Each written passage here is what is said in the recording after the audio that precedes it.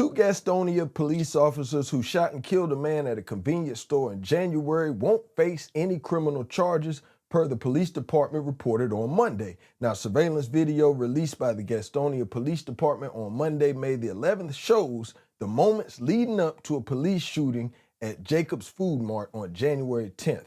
Two officers in plain clothes fired shots at a man identified as Derrick Manigault. Now, police reported in January that Manigault was waving a gun and making threatening movements leading up to the shooting 2 days after the shooting. Police reported that Manigault had died at the hospital due to his injuries in the shooting. Now, it wasn't clear how many times bullets hit Manigault. Investigators reportedly found that the firearm seen in Manigault's waistband and in his hand was not a real gun. We're going to take a deep dive into this, y'all. Y'all keep it locked right here. Straight Shooter Podcast.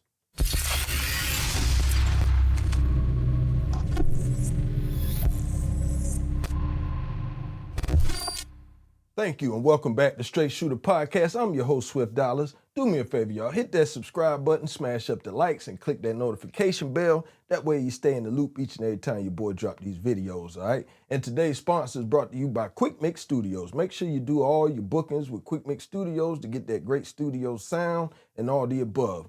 Email is at the bottom of the screen, all right? 16-pad killer, all right? Okay, so let's get to the video at hand. As you can see in front of the gas station, you see the gentleman getting out of his car in the red. This is the gentleman who lost his life, Derrick Manigault.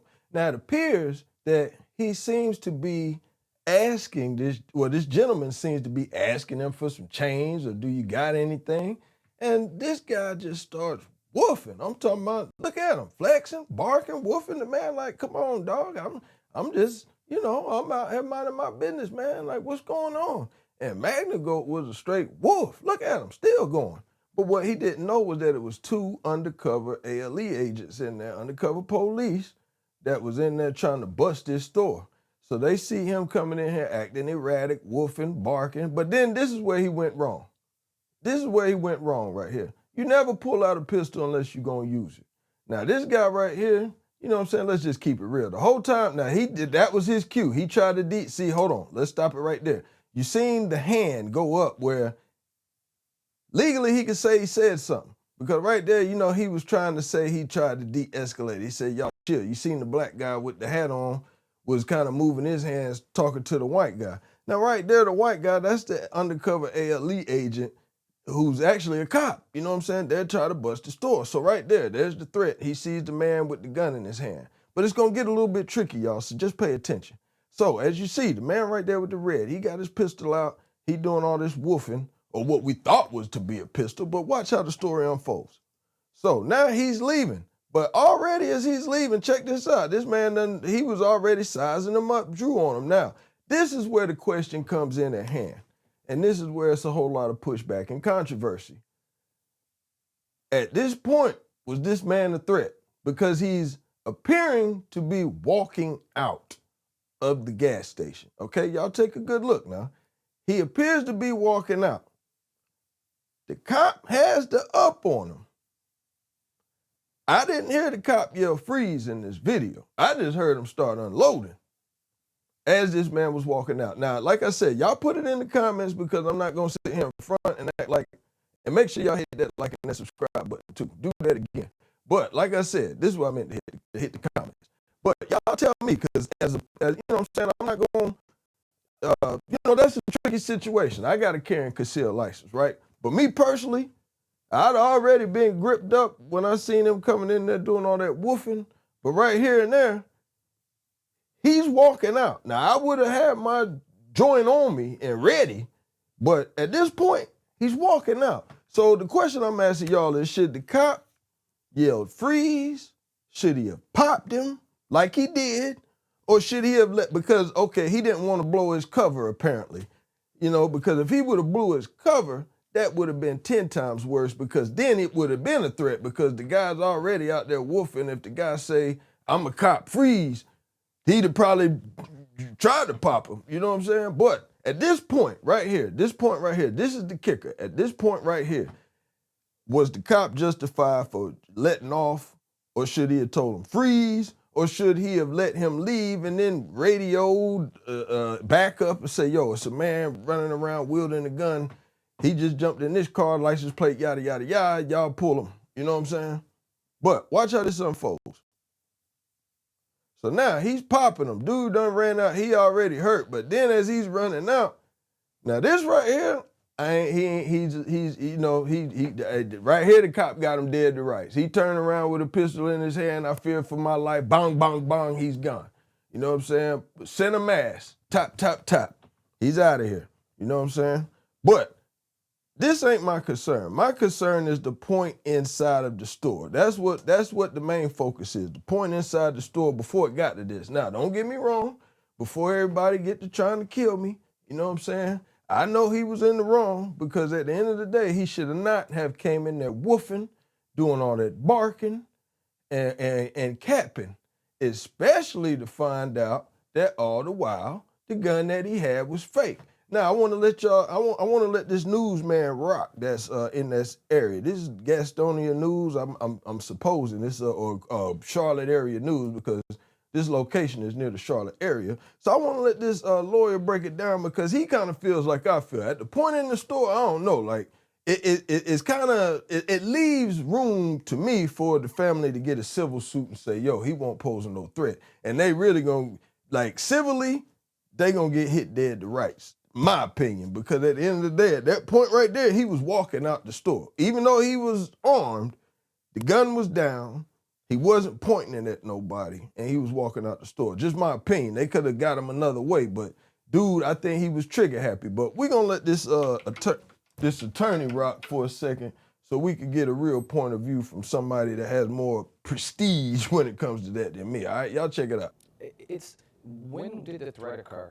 Are you placing someone in what's called imminent fear of bodily harm, and are you placing someone else in imminent fear of bodily harm? Because the standard is I have a duty to protect myself. I'm able to do that, and I can protect someone else.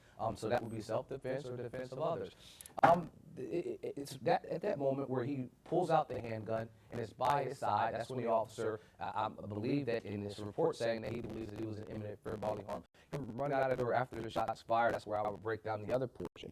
That turning towards the officer and turning and trying to run where he's paused it and show the firearm pointing in the officer's direction. I think at that moment, that's where I would say that he was justified to be in imminent fear of bodily harm. Mm-hmm. In the store, I'm not sure.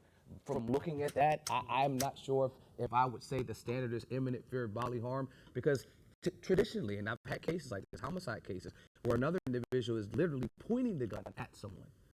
And then my client may not have raised the gun at that moment.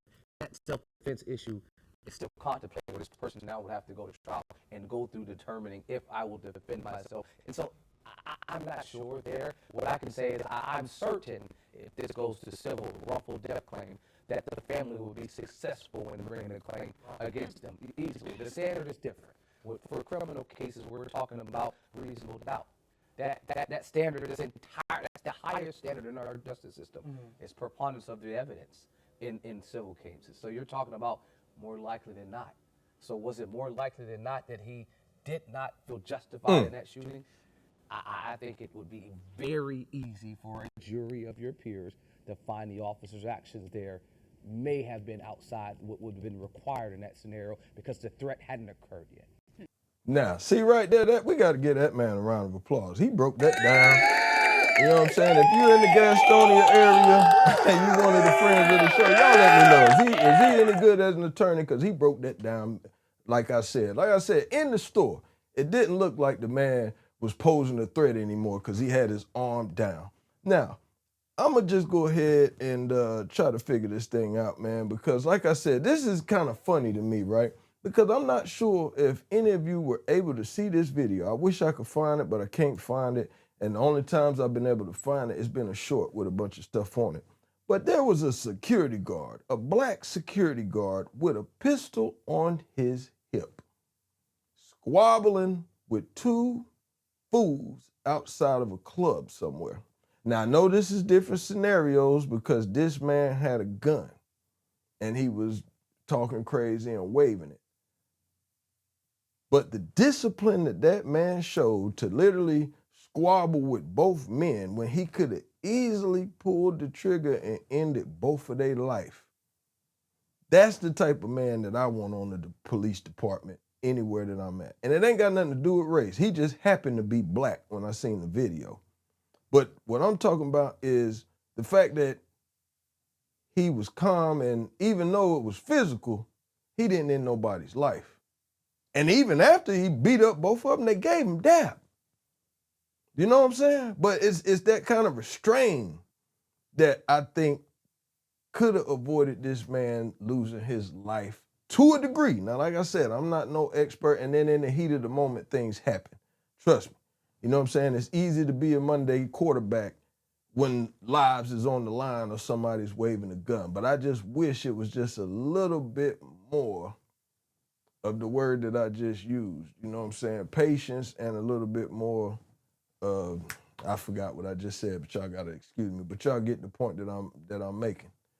You know? But y'all put it in the comments, man. Y'all tell me what y'all think, man. Y'all think this family gonna get paid, or y'all think this shooting was justified? You know, we ain't gonna play the race card, but we know if we know how that's gonna go.